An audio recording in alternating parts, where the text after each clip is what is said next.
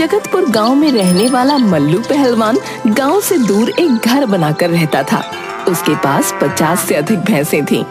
वो पूरे दिन भैंसों की देखरेख करता और उससे प्राप्त दूध को पिया करता।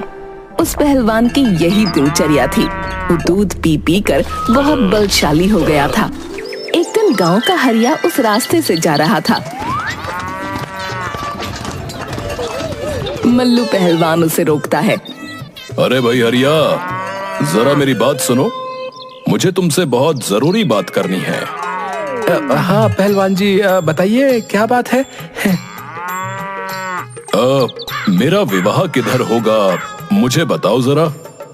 मल्लू पहलवान जी, ये मुझे कैसे पता होगा कि आपका विवाह किधर होगा। मैं तो ये भी नहीं जानता कि मेरा विवाह किधर होगा। तो आपके विवाह की दिशा मैं कैसे बता सकता हूँ। अगर तुम मुझे नहीं बताओगे कि मेरा विवाह किधर होगा तो मैं तुम्हें अभी उठाकर जमीन पर पटक दूंगा। पहलवान जी, आप कैसी बातें कर रहे हैं। जल्दी बताओ, वरना मेरी मार खाने को तैयार हो जाओ। पहलवान जी, मुझे माफ कर दीजिए, मुझे जाने दीजिए, मेरे छोटे छोटे बच्चे। मल्लू पहलवान गुस्से में हरिया की पिटाई कर देता है। कुछ दिनों मल्लू पहलवान उस रास्ते पर आने वाले हर आदमी से यही सवाल पूछता, मेरा विवाह किधर होगा? और लोग उसका उत्तर ना दे पाए तो वो उन लोगों की पिटाई कर देता था। वो अपने साथ 50 किलो का लोहे का डंडा रखता था। आवश्यकता पड़ने पर उसी डंडे से वो युद्ध किया करता था। एक दिन की बात है, एक ब्राह्मण और एक नाई दूर देश विवाह की रस्म करने उस रास्ते से जा रहे थे। रास्ते में मल्लू पहलवान मिल गया। मेरा विवाह किधर होगा? तुम्हारा विवाह बताता हूँ, तुम्हारा विवाह वो उधर होगा है। तुम दोनों ने मुझे बहुत खुश किया है। मैं तुम दोनों को अपनी ये 50 भैंसें इनाम में देता हूँ। अब ये मेरे किसी काम की नहीं है। आपका बहुत बहुत धन्यवाद पहलवान जी। ये सब तुम लेते जाओ। अब ये सब मेरे किस काम के। अब मैं चला अपने ससुराल खातिरदारी करवाने। मल्लू पहलवान उस ताड़ के पेड़ को लक्ष्य बनाकर वहां पहुंच गया। वहां एक झोपड़ी थी, उसके अंदर विमला और एक बच्चा था। वहां जाकर, नमस्कार, मैं हूँ मल्लू, मैं पास के गांव में ही रहता हूँ। विमला को समझ नहीं आया कि ये कौन है। फिर उसने सोचा, ये शायद मेरे पति के जानकार होंगे। ये लीजिए बाल्टी और लोटा, हाथ पैर धो लीजिए। मैं मेहमानों का कमरा खोल देती हूँ, आप आराम से वहाँ बैठ सकते हैं। विमला का लड़का रो रहा था। लड़के को क्यों रुला रही है? विमला को कुछ नहीं समझ आता। तभी विमला का पति आता है। उस आदमी को वहाँ पाकर अचरज में पड़ जाता है। अपनी पत्नी से पूछता है, ये कौन है? पता नहीं ये कौन है। मैं तो सोच रही थी कि तुम्हारा कोई परिचित होगा, और तुम्हारे जैसा ही ये बदतमीज है। मुझे एक थप्पड़ मारा है इसने। ओए, तूने मेरी बीवी को कैसे मारा बे? कहते हुए उससे झगड़ा शुरू कर दिया। मल्लू पहलवान था, वो बदतमीजी बर्दाश्त नहीं कर पाया। उसने अपना लोहे का डंडा उठाया और एक सिर पर लगा दिया। वो आदमी वहीं पर मर गया। विमला जोर जोर से रोने लगी। हे भगवान, ये तूने क्या किया? मेरे पति को मार दिया। वो मेरा सहारा था। उसके सिवा मेरा और मेरे बच्चे का इस दुनिया में कोई नहीं। अब हमारा क्या होगा? अरे अब तुम रो मत, तुम चुप हो जाओ। मैंने जानबूझकर उसकी जान नहीं ली है। मुझे क्या पता था कि एक डंडे की मार से ही वो मर जाएगा। विमला और जोर जोर से रोने लगी। हे भगवान, ये तूने क्या कर दिया? अब हमारा क्या होगा? विमला के रोने की आवाज सुनकर धीरे धीरे वहाँ काफी लोग जमा हो जाते हैं और सब आपस में बातें करने लगते हैं।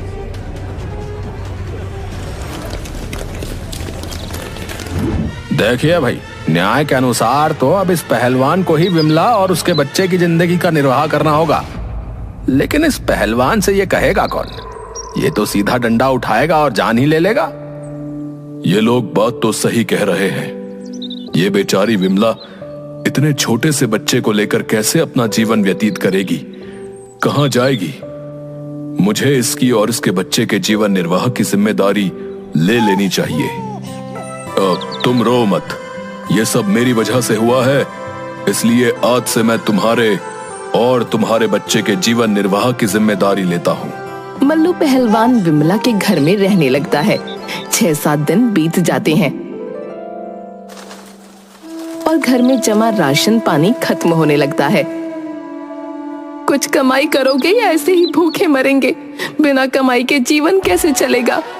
मल्लू पहलवान भैंसों का दूध पीने के अलावा कुछ काम नहीं जानता था।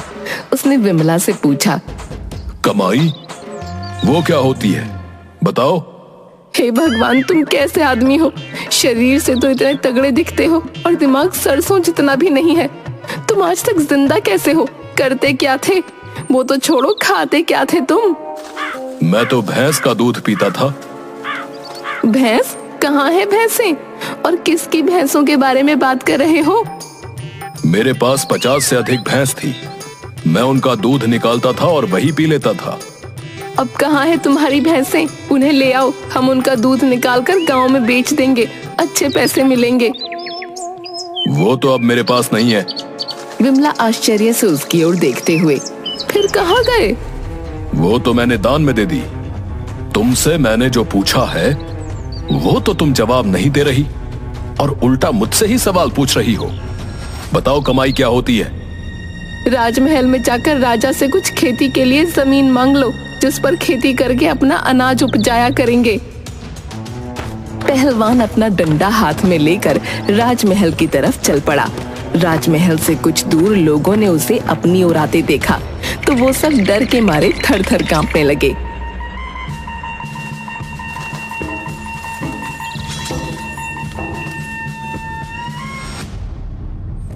मंत्री जी, उस पहलवान के राजमहल आने से पहले ही उसके पास पहुंच जाइए और उससे यहाँ आने का कारण पूछ लीजिए, वरना क्या पता वो यहाँ आया तो एक आध को मार डालेगा। तुरंत उसके पास जाकर उसके आने का कारण पूछ लीजिए।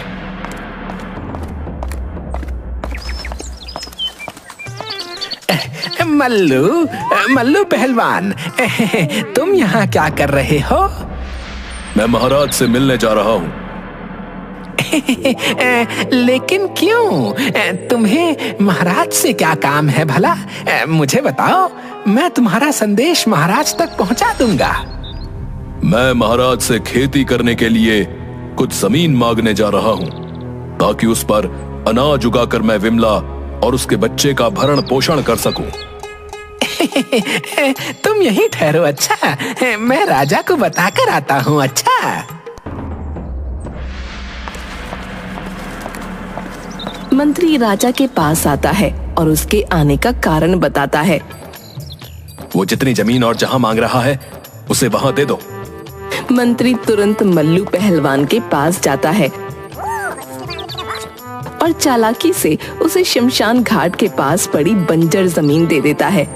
मल्लू पहलवान और विमला महाराज द्वारा दी गई जमीन पर जुताई करने के लिए जाते हैं।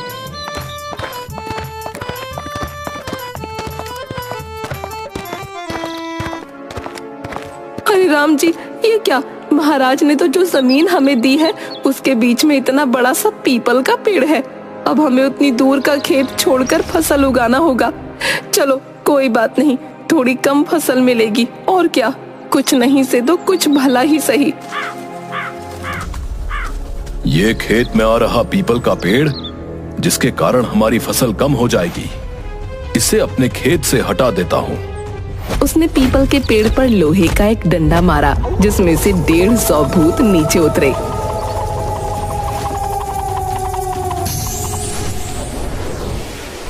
अच्छा, तो तुम सब ने मिलकर ये पीपल का पेड़ मेरे खेत के बीच में लगा रखा है। तुम मुझे जानते नहीं हो, मैं मल्लू पहलवान हूँ, मल्लू पहलवान। मुझसे तो सब डरते हैं। तुम किस खेत की मूली हो? अभी तुम्हें तुम्हारी नानी याद दिलाता हूँ। तू पहलवान होगा अपने घर का, हम भूत हैं और हमसे तो सारी दुनिया डरती है। तू क्या चीज है मच्छर कहीं का, हम अभी तेरा कचुम्बर बना देंगे। थोड़ी ही देर में भूतों की सारी गलतफहमी दूर हो जाती है। किसी का हाथ टूटा, किसी का सर फूटा, किसी का पैर टूटा। सभी लाइन से खड़े हो गए और मल्लू पहलवान से माफी मांगने लगे। हमें माफ कर दो, हमसे गलती हो गई। तुम तो सच में बहुत बलवान हो, लेकिन इस पीपल के पेड़ को हटाने का कारण तो बताओ। तुम ये पेड़ क्यों हटाना चाहते हो? ये पीपल का पेड़ मेरे खेत के बीच में आ रहा है, इसलिए मैं इसे यहाँ से हटा दूंगा और यहाँ खेती करूंगा। खेती तो तुम ऐसे भी कर सकते हो पहलवान जी। इस पेड़ को हटाने की क्या जरूरत है? इस पेड़ की वजह से मेरे खेत में कम पैदावार होगी और मुझे वो बिल्कुल पसंद नहीं है। मुझे पूरी फसल चाहिए, इसलिए मैं इसे यहां से हटा दूंगा और यहां खेती करूंगा। हम इस खेत से होने वाली सारी पैदावार के बराबर आपके घर में राशन पहुंचा देंगे, परंतु ये पेड़ आप मत तोड़ो। ये हमारा घर है और हम यहाँ कई वर्षों से रह रहे हैं। मल्लू पहलवान बलशाली था और बलशाली लोग सदैव दया करते हैं, इसलिए उसने भूतों की बात मान ली। ठीक है, मुझे तुम सब पर दया आ गई, इसलिए मैं ये पेड़ यहां से नहीं हटाऊंगा। लेकिन मेरी एक बात कान खोल कर सुन लो। अगर मेरे घर में राशन की कमी हुई तो मैं इस पेड़ को अगली बार एक बार में ही गिरा दूंगा और फिर मैं किसी की कुछ नहीं सुनूंगा। जी पहलवान जी, आप निश्चिंत रहिए, आपके घर राशन समय पर पहुंच जाया करेगा और कभी राशन की कमी भी नहीं होगी। बस आप ये पेड़ मत हटाइएगा। मल्लू पहलवान घर चला गया। अब भूतों ने मल्लू पहलवान के घर 6 महीने का राशन भंडार कर दिया। मल्लू पहलवान मौज की जिंदगी यापन करने लगा। भूतों को ये सौदा बहुत महंगा पड़ा। वो काम कर कर के दुबले होने लगे। एक दिन बाद भूतों के गुरुजी वहाँ पहुँचे और उन्होंने उन सबको दुबला पाकर पूछा, क्या कारण है मेरे शिष्यों, तुम सब इतने दुबले दिखाई दे रहे हो? क्या तुम्हें समय पर भोजन पानी नहीं मिल रहा या फिर कोई और कारण है? मुझे बताओ, मैं तुम्हारा गुरु हूँ। गुरुजी, हम बहुत बड़े संकट में फंस गए हैं। ये जमीन एक पहलवान ने ले ली है और वो यहाँ खेती करना चाहता है।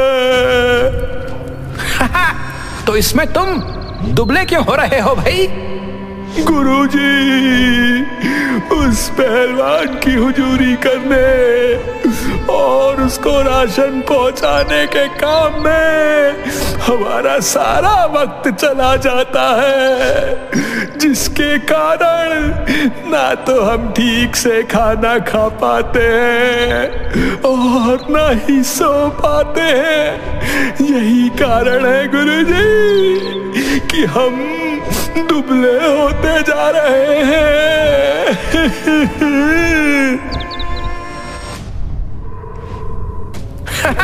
अच्छा, उस पहलवान की इतनी हिम्मत कि उसने मेरे शिष्यों को परेशान किया।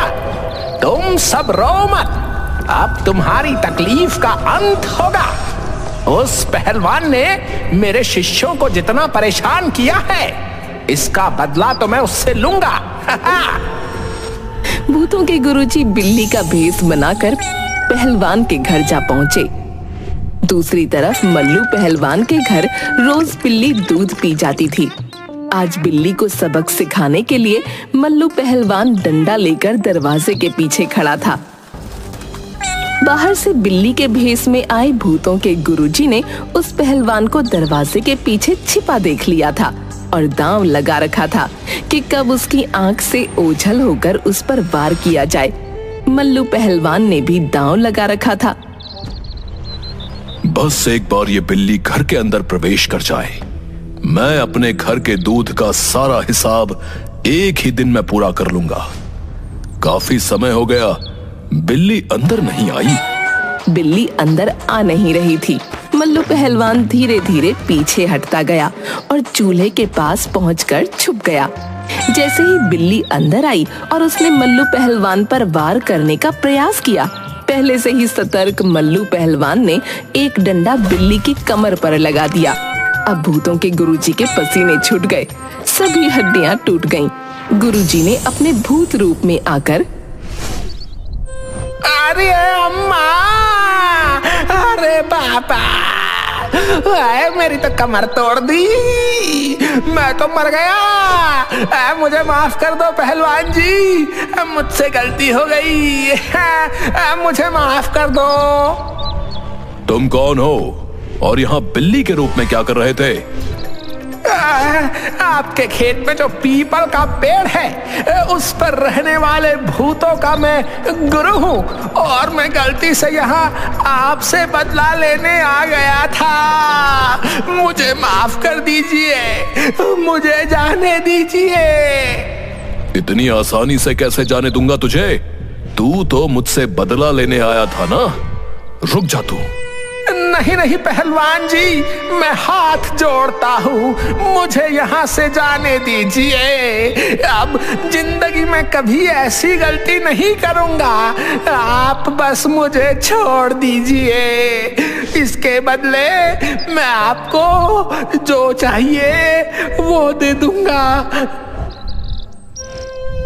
इसके बदले में आपको जो चाहिए वो ले लीजिए, बस मुझे जाने दीजिए यहाँ से। ठीक है, मैं तुम्हें छोड़ देता हूँ, लेकिन तुम्हें यहाँ आने की सजा मिलेगी। कहिए पहलवान जी, क्या सजा है? मैं हर सजा स्वीकार करता हूँ। जितना राशन मेरे घर आता था ना, अब उससे दुगना राशन मेरे घर आएगा, समझे? तभी मैं तुझे यहाँ से जाने दूंगा। जी पहलवान जी, मैं स्वीकार करता हूँ। आपके घर जितना राशन आता था, अब उससे दोगुना राशन आपके घर आया करेगा। बस मुझे छोड़ दीजिए। मल्लू पहलवान ने भूतों के गुरुजी को वहाँ से जाने दिया। गुरुजी शिष्यों के घर पहुँच गए। गुरुजी की हालत देखकर शिष्य समझ गए, फिर भी उन्होंने पूछा, क्या हुआ गुरुजी?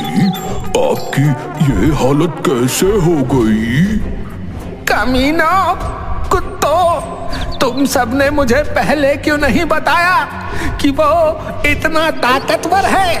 कौन से जन्म का बदला लिया तुमने मुझसे? गुरुजी, हम तो आपको रोकना चाहते थे, लेकिन आप हमारी कोई बात सुने बिना ही उस पहलवान से बदला लेने निकल पड़े गुरुजी। वो तो मेरी जान ही लेने वाला था, उसने बड़ी मुश्किल से मुझे छोड़ा है। उसने इतनी आसानी से आपको कैसे छोड़ दिया गुरुजी? आसानी से उसने एक शर्त रखी है और उस शर्त के बदले उसने मुझे छोड़ा है।